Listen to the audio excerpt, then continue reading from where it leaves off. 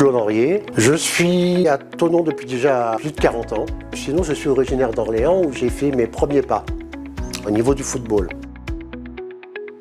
J'ai été stagiaire au Football Club de Nantes et puis après je suis revenu parce que c'était pas dans mes cordes, l'enseignement, la formation. Après donc j'ai continué, j'ai joué à Grenoble en deuxième division. Après il y a toujours ce moment où on rencontre une femme. Stand-by au niveau du foot. J'ai repris le foot parce que à Thonon, j'ai eu du mal à m'y faire au début. L'idée, c'était de trouver un club pour fuir la ville de Thonon.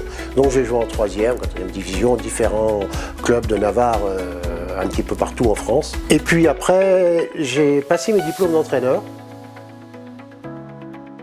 Est-ce qu'on peut dire que tu es atypique? Ah, alors là, t'es en plein dedans. T'es en plein dedans parce que oui, je suis un joueur atypique. Le football, pour moi, c'est avant tout une notion de plaisir. Et le football, je l'ai toujours conçu comme une philosophie de vivre. Moi, je suis un autodidacte depuis que je suis gamin.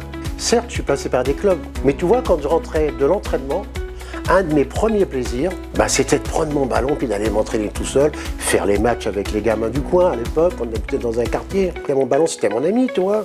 C'est comme quelqu'un qui a un instrument de musique et qui, dès qu'il rentre, je me mets sur le piano, je me mets sur la guitare. J'ai passé ma vie, et je continue encore, voilà, le ballon, c'était... le ballon et moi, on ne fait qu'un.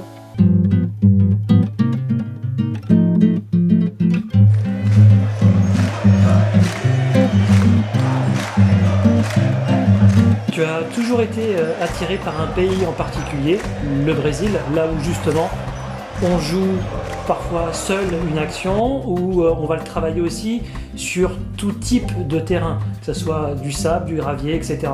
Oui, c'est important ce que tu dis. Je suis parti 2 fois à moi au Brésil avec une équipe de vidéo. Et pourquoi le Brésil? D'une part parce que j'avais fait la connaissance d'un ex-joueur de flamenco qui était ami avec Zico.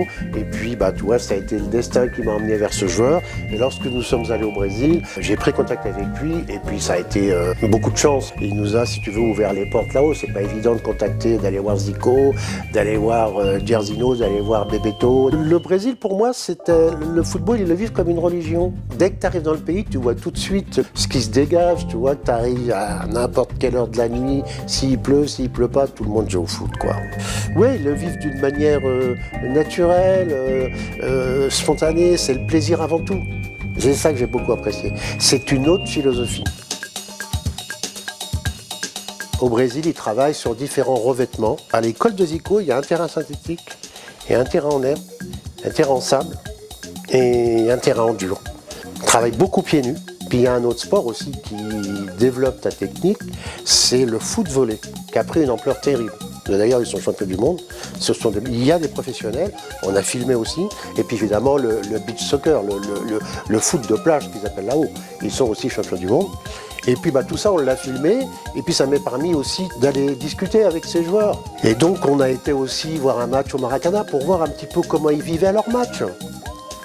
Ça n'a rien à voir avec chez nous, il y a cette folie, il y a cette ambiance, il y a cette passion un petit peu enragée, même trop des fois. Et puis j'ai été voir les gamins dans la rue, j'ai fait des petites séances d'entraînement avec des gamins sur la plage. On a fait vraiment un beau tour d'horizon au Brésil. Voilà.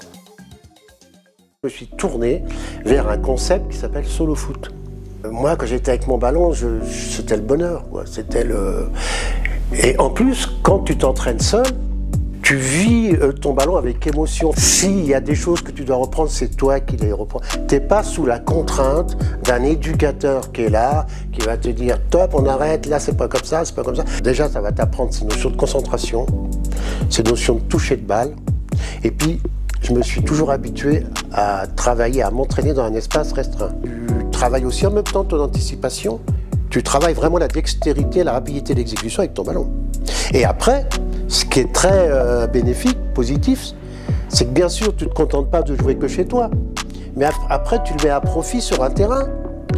Parce que je vais seul aussi sur un terrain pour mettre en application le travail que je fais sur ma moquette.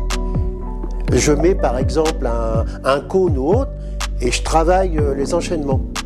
Je développe aussi en même temps cette notion de dribble, Parce que le solo foot apporte aussi une plus grande confiance. Et ça, j'insiste beaucoup. Et quand tu as confiance avec un ballon, et ben, sur un terrain, et ben, tu es le maître, quoi. Comme je dis, des fois, sur un terrain, il faut un ingénieur et des ouvriers.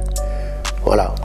Aujourd'hui, un jeune qui a du talent, il n'est pas censé réussir. Pourquoi?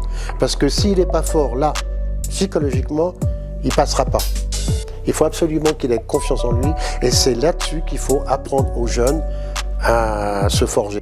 Moi, je me rappelle quand j'étais gamin, souvent c'était bon, dimanche, il faut gagner le match. Tu allais aux entraînements, on se retrouvait à 30 sur un terrain avec 2 ou 3 ballons et puis voilà. Donc tu imagines que moi, quand je rentrais, c'était, moi, je retrouvais mon ballon avec bonheur. Et dans le foot d'aujourd'hui, c'est très professionnel, c'est très cadré et on voit des athlètes plus que des footballeurs. Il y a de moins en moins de joueurs qui me font plaisir, quoi, parce que la formation en est autre.